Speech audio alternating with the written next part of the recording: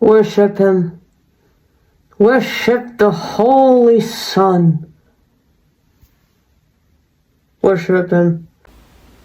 Why hello. Now this book right here, this is Slovenly Betsy. I mentioned it in, I think the video about the Shockheaded Peter parodies. I did mention it there as being like the canonical female version of Shockheaded Peter. It is because it was made by the same guy as Shockheaded Peter. You can see that here as well. Heinrich Hoffman, that was the same guy. So, I'm not sure when this was released, but the ebook, it says here, was released in 2006. But I'm not actually sure when, like, the book in general was released. I actually don't know. But I think it says here, this edition of Slovenly Betsy was originally published in 1911. Okay, so this version. That means there could have been previous versions of Slovenly Betsy. Could have been published before this. But this is like the one that we're working with. So this is completely in English. Entire thing. So let's get to reading. I'm gonna read the first part down here with the picture, because the picture just goes together with the text. So let's get started. The picture is up here and the text is on the bottom. Slovenly Betsy. Betsy would never wash herself. When from her bed she rose, but just as quickly as she could, she hurried on her clothes. To keep her clothes all nice and clean, Miss Betsy took no pains. In holes her stockings always were, her dresses filled with stains. Sometimes she went day after day, never combed her hair, while little feathers from her bed stuck on it here and there. The schoolboys, when they Betsy saw, would point her out and cry, "Oh, Betsy, what a sight you are! Oh, Slovenly Betsy, fie!" Fie? Is that what it's supposed to mean? So this is the picture in general. You see Betsy and the boys, which kind of like laughing at her. So then we go to this, the picture here. One rainy day, her parents went some pleasant friends to meet. They took Betsy along with them, all dressed so clean and neat. Nice little boys and girls were there, with whom our Betsy played. Until of playing she grew tired, into the garden strayed. Out in the rain she danced a while, but 'twas not long before flat down she tumbled in the mud, and her best clothes she tore. Well, here she is completely wet. And yeah, that was probably not really good sight. Sorry about the wind, it's very windy outside. Oh, what a sight she was indeed. When in the room she came, the guests all loudly laughed at her, and she almost died with shame. She turned and to her home she ran, and then as here you see, so this picture right here, and then as here you see, she washed her clothes and since has been as neat as she could be. This story is the one of the tamest in this book. This is one of the tamest. So basically, it's kind of like Shockheaded Peter, just that Betsy actually gets a happy ending, where she learns to not be like dirty and unkept. As you can see in the last picture, she's quite kept, very clean. The hair is very well done. So yeah, she learned her lesson. next up we have this. Phoebe Ann, the proud girl. This Phoebe Ann was a very proud girl. Her nose had always an upward curl. I guess her nose was always like up. I don't know what upward curl means. Okay. She thought herself better than all others beside, and beat even the peacock himself in pride. So this is kind of like Johnny Head in the Air in a way. Because in Johnny Head in the Air, he looks up in the sky, and Phoebe Ann kind of does the same, but she's like more like proud. It's like a sign of her being overly proud.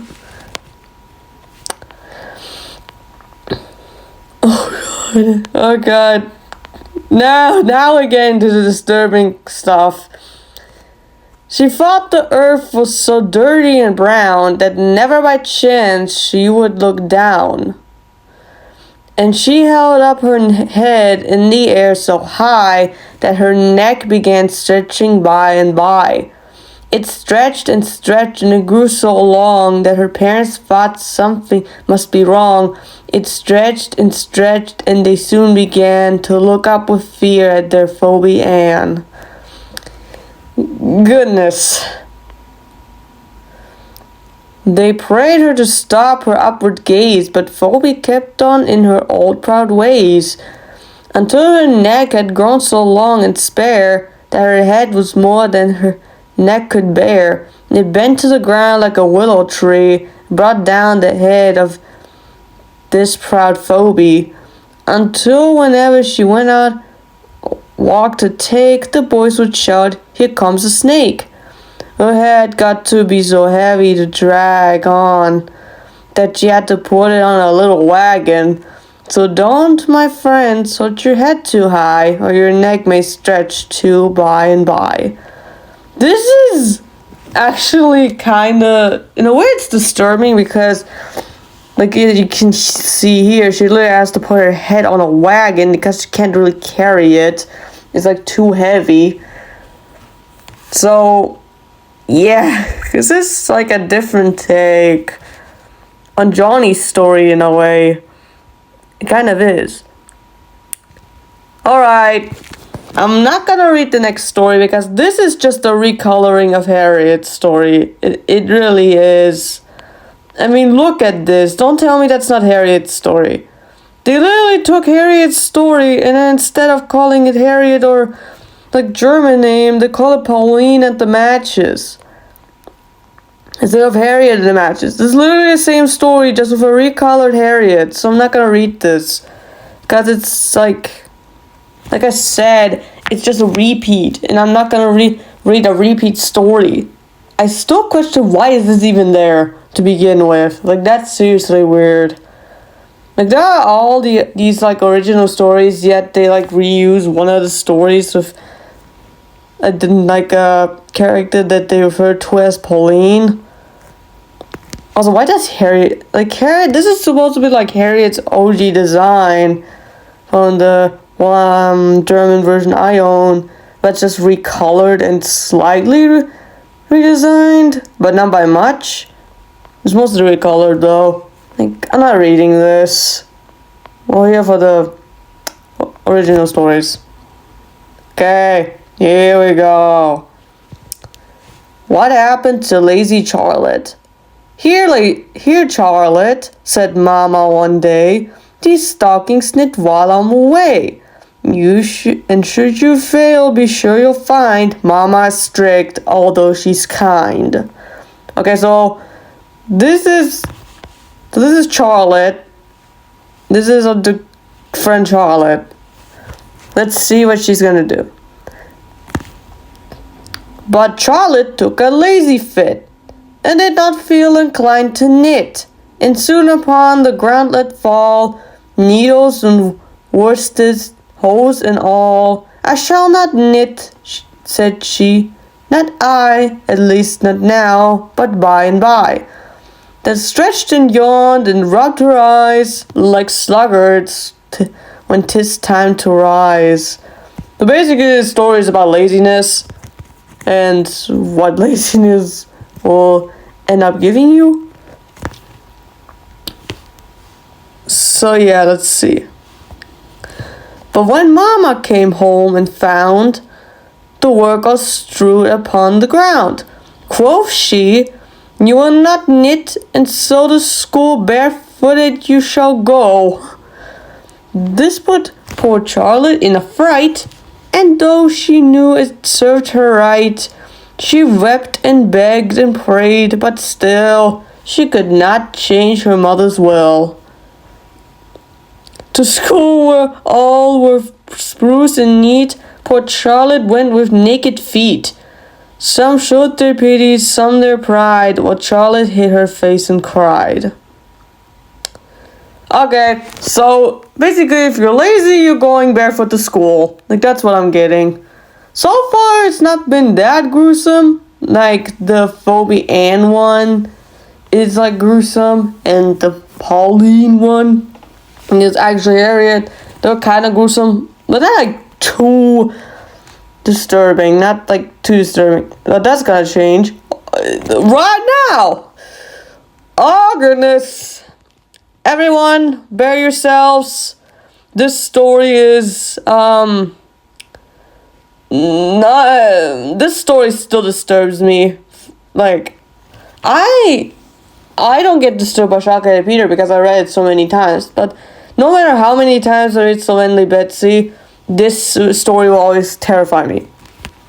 The crybaby. Oh, why are you always so bitterly crying? You surely will make yourself blind. Foreshadowing. What reason on earth for such sobbing and sighing, I pray, can you possibly find? There is no real sorrow, there's nothing distressing to make you thus grieve and lament. Ah, no, you are just at this moment possessing whatever should make you content. Do, my dear daughter, give over this weeping. Such was a kind mother's advice, but all was in vain, for you see, she's still keeping her handkerchief up to her eyes. But now she removes it, and oh, she discloses a countenance full of dismay. For she certainly feels, or at least she supposes, her eyesight is going away. She's not mistaken, her sight is departing. She knows it and sorrows the more. Then rubs her sore eyes to relieve them from smarting and makes them still worse than before. And now the poor creature is cautiously crawling, feeling her way all around. Now from the sockets her eyeballs are falling. See that they are down on the ground.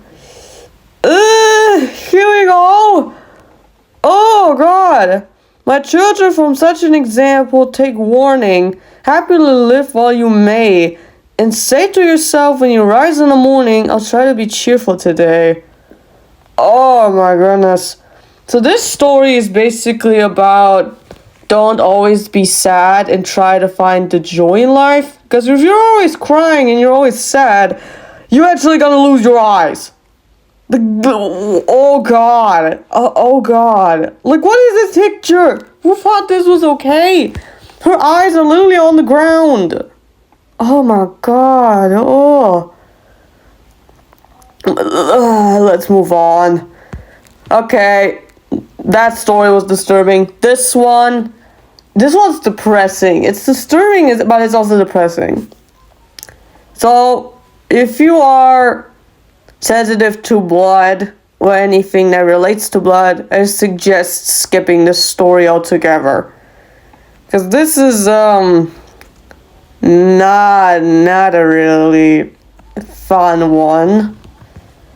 Now, let's just get this over with. This is basically kind of like Fidgety Philip, but just on depression, basically. The story of Romping Polly.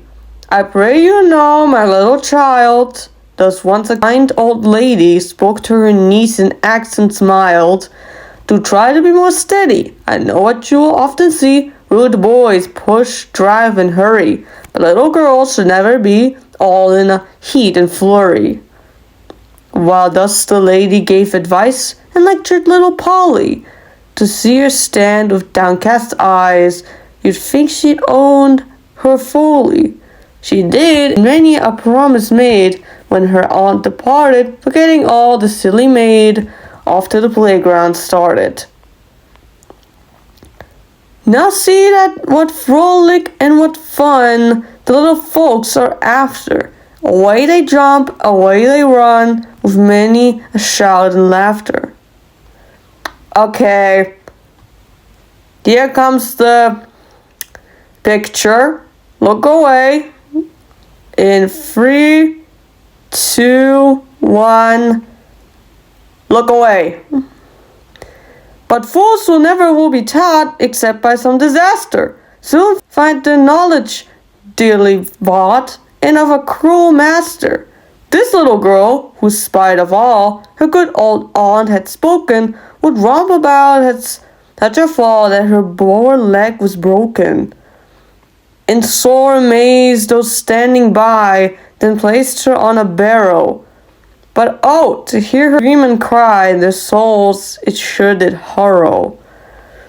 See how her brother bursts in tears when told the dreadful story, and see how carefully he bears the limb all wet and gory.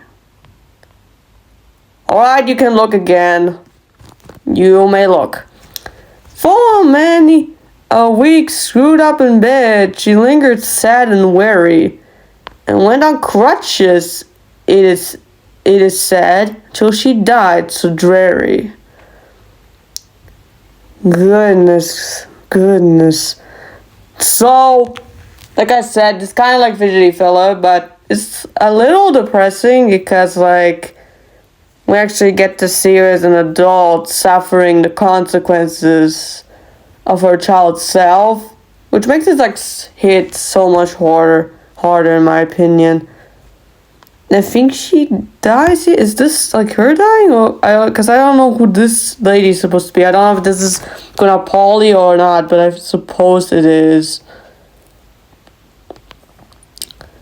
But okay, the next story is a little more tame. So, let's get started. The story of a dirty girl. Or dirty child, I mean. The little girls whom now you'll see were sisters in one family. Both enjoyed an equal share of a kind mother's anxious care. This one's neatness took a pride, and often the brush and comb applied. So yeah, we call this sister Neat. So this is Neat. Oft washed her face and oft her hands. See now thus occupied she stands. And here we have the other sister that we refer to as Sloven. The other, oh, I grieve to say, how she would scream and run away soon as she saw her mother stand with water by and sponge in hand. She'd kick and stamp and jump about and set up such an awful shout that one who did not know the child would say she must be going wild. Okay, so we have Sloven and we have Neat. Neat, Sloven. In consequence, it came to pass, my one was quite a pretty lass, and many a fond admirer gained, and many a little gift obtained. The other viewed with general scorn, was left forsaken and forlorn, for no one can endure to see a child or dirty in misery.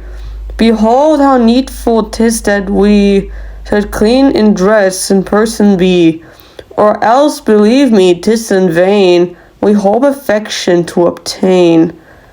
A Sloven will be always viewed with pity by the wise and good, while even the vicious and the base behold and scorn a dirty face.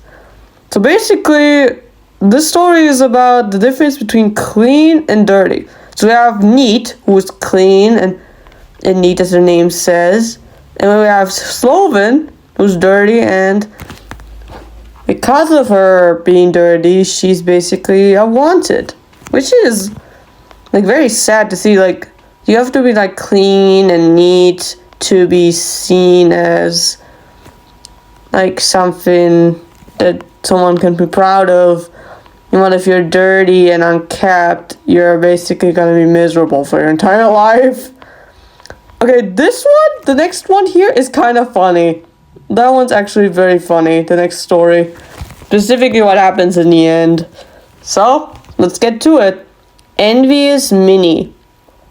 Now, Minnie was a pretty girl. Her hair so gracefully did curl.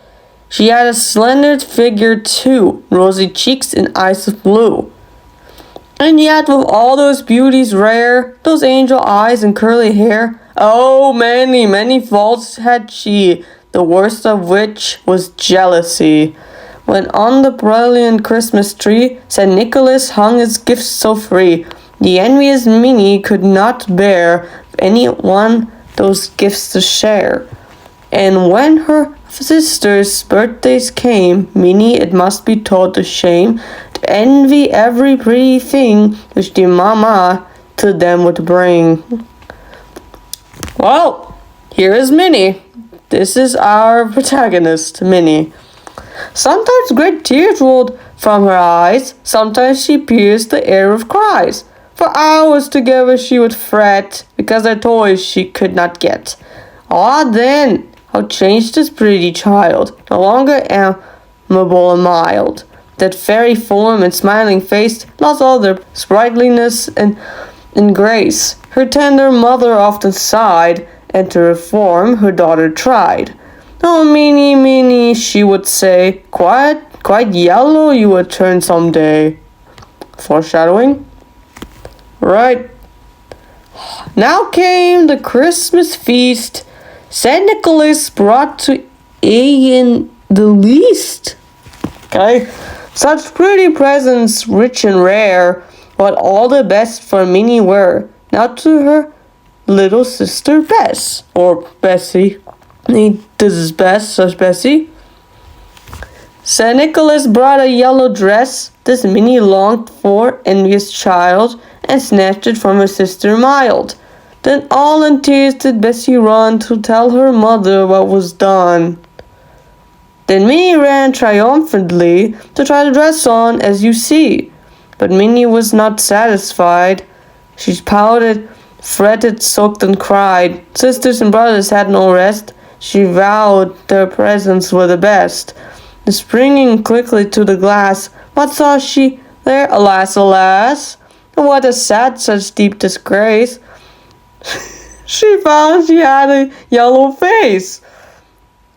Ah me, she cried now in despair. Where are my rosy cheeks? Oh, where? Exclaimed her mother. Now you see the punishment of jealousy.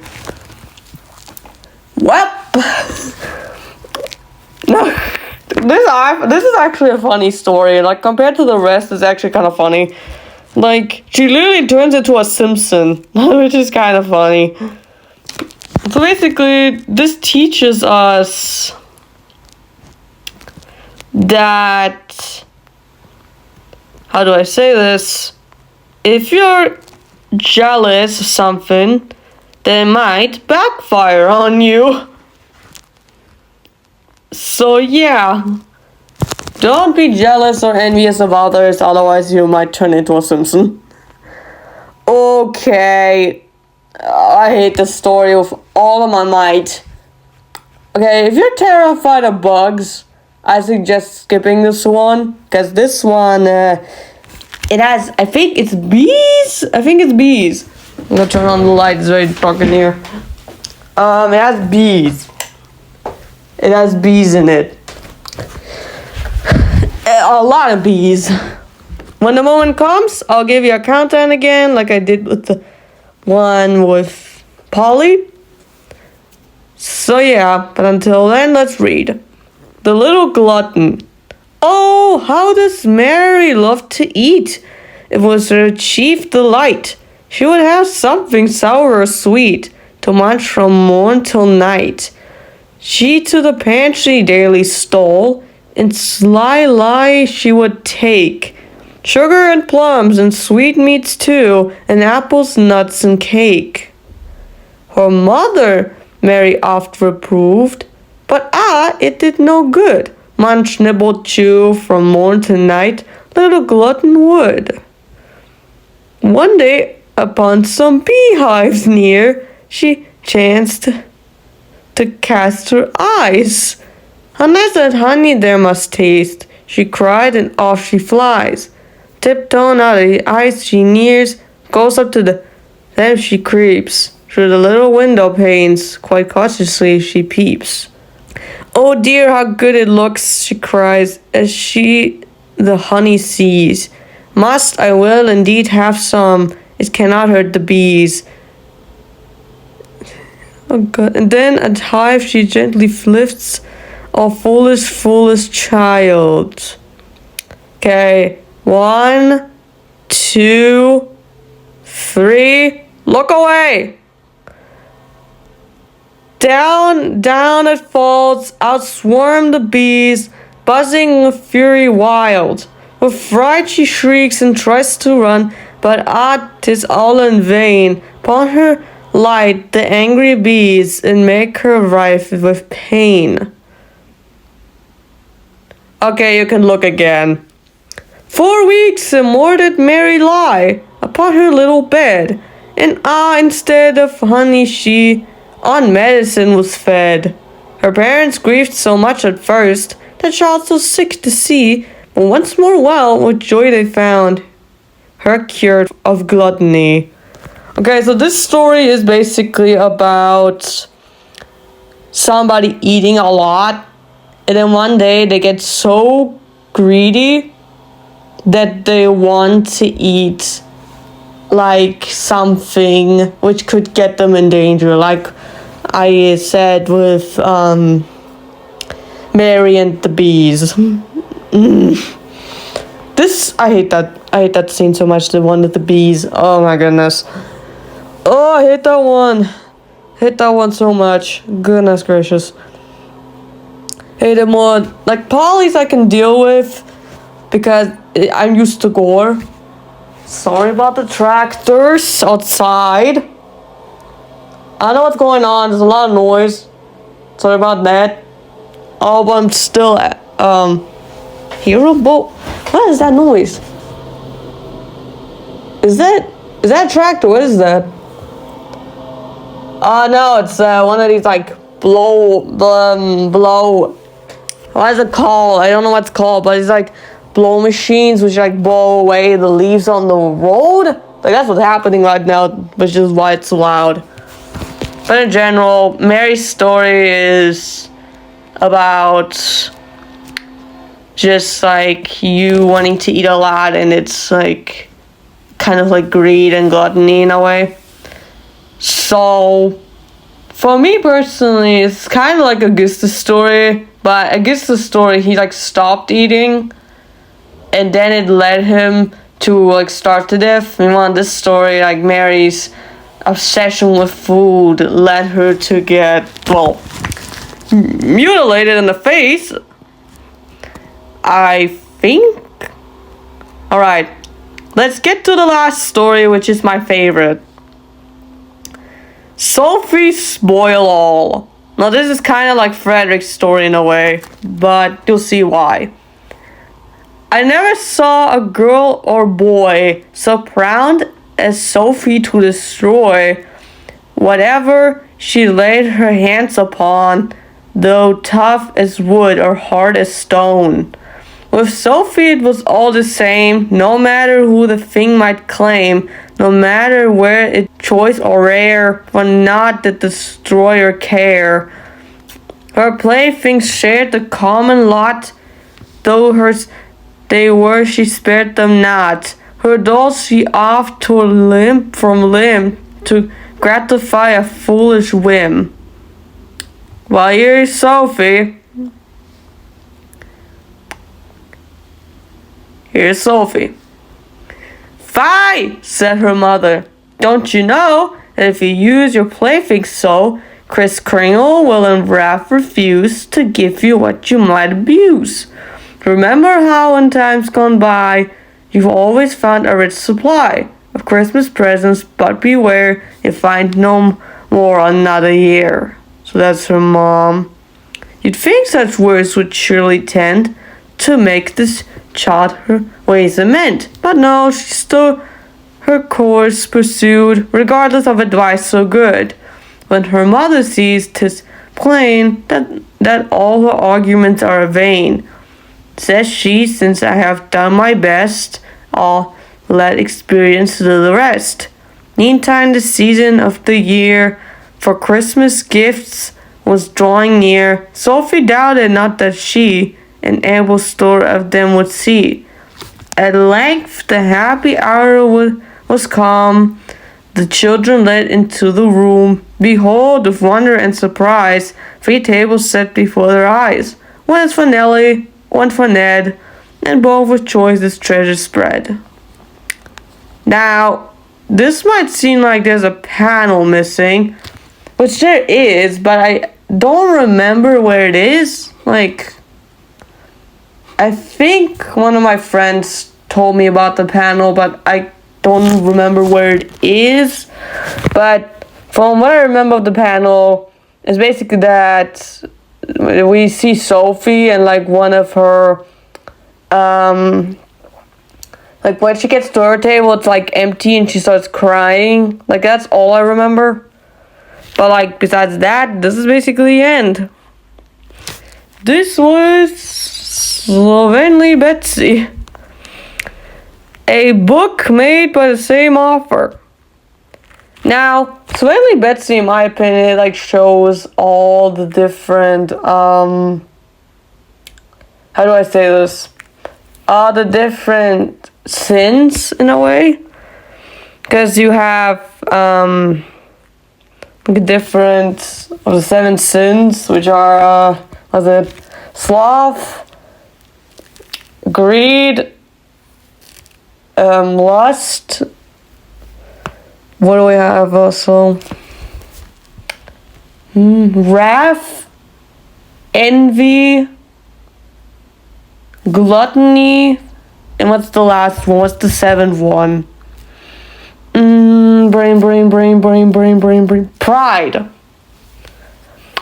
Okay, so some of the stories actually like show this. The first one I can think of is Phoebe Ann, with Phoebe Ann being pride. Because as you can see here, she's very prideful of how she looks. It even says that she was a proud girl, hinting more at her being a representation of pride.